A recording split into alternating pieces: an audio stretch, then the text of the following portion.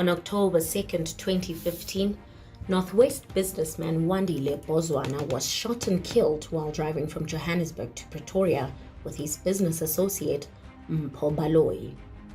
The pair were ambushed along the Garsfontein off-ramp in Pretoria, where a silver BMW M3 opened fire on them, killing Bozwana and injuring Baloyi.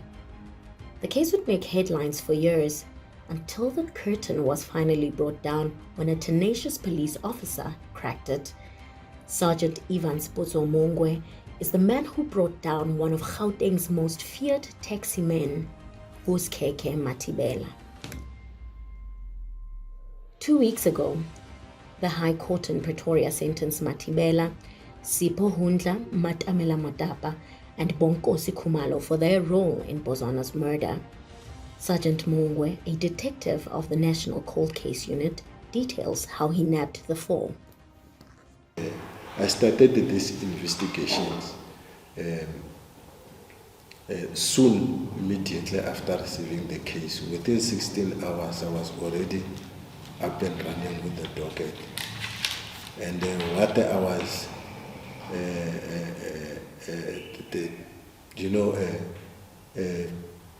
my heart burning for, it was for me to see Miss Mpobalo or any of the two victims, if they have survived, to get their information immediately, because you will never know what will happen as far as they were shot. So I rushed there. Fortunately enough, Miss Baloyi survived, and then she managed to share the information with me. Baloyi's survival had been crucial in assisting Mongwe to map out their movement on the day. The evidence he gathered was overwhelming. There are a lot of things that we have managed to link them with the crime. We linked them with the crime by means of the CCTV footages, the clothing that they were wearing. We linked them with their cell phones, communications, their numbers. We linked them with the motor vehicles used, because we managed to identify some of the cars that they were using. Khekhe allegedly ran an extortion ring in Mamelodi and other parts of Tshwane, where he forced businesses, street vendors, and taxi drivers to pay protection fees. He was a feared man with alleged influence even within the police ranks.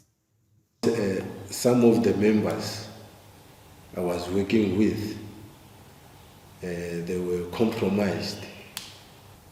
This case has taken nearly all my energy, because of the many talks, lies, and the people who were doing this. Others were my colleagues, others were people who I think they want justice on this case.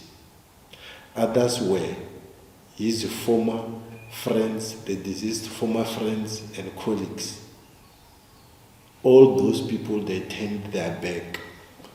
They schemed against me. They laid false cases against me. I've been investigated. I was even nearly fired or chased away from the police. In 2016, after he was arrested, Khekhe was granted 50,000 rand bail. One of the conditions of the bail was that he does not leave the country and that he hands in his passport over to the police.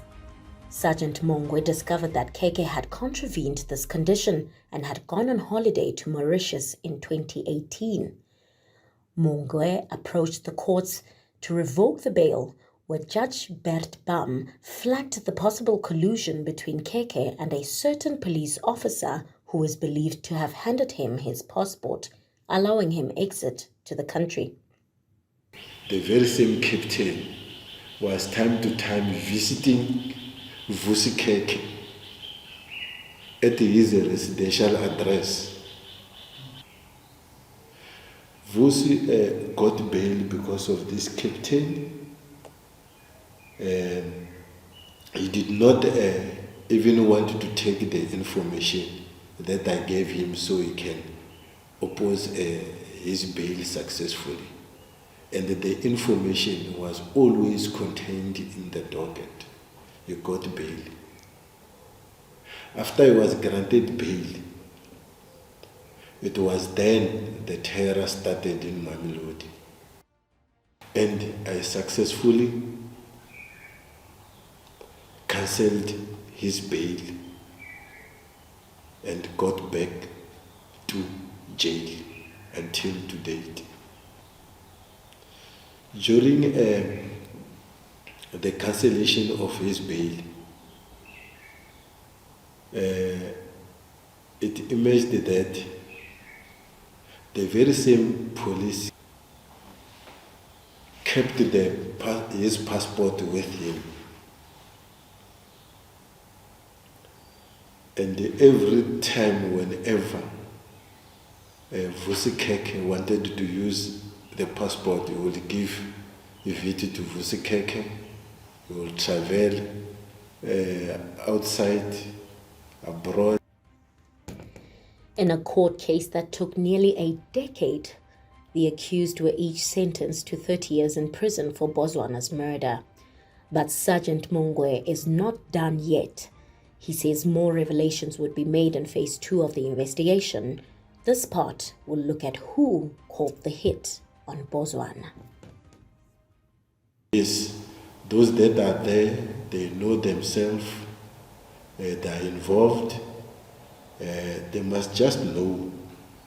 Maybe one day they will have a surprise to visit, because now the investigations is still going as far as phase 2 is concerned. Yeah, so they must just know. Yeah, one day, even if it's not me, somebody can still come and knock at the door in the name of this docket. They must know.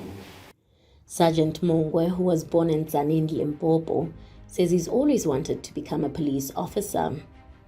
He joined the South African Police Service at the age of 34 after being selected to train at the academy. He was then stationed at the Garankuwa police station, where in less than 6 months had been selected to join a group of detectives at the station. He was later promoted to the Gauteng Provincial Office, where he would investigate high-profile cases and further refine his skill. Mongwe's commitment to fight crime has brought him a step closer to solving arguably one of the biggest cases in Gauteng. There was no will of justice on this case. I can clearly say justice is there because of me, because I did not get into the boat that my colleagues were.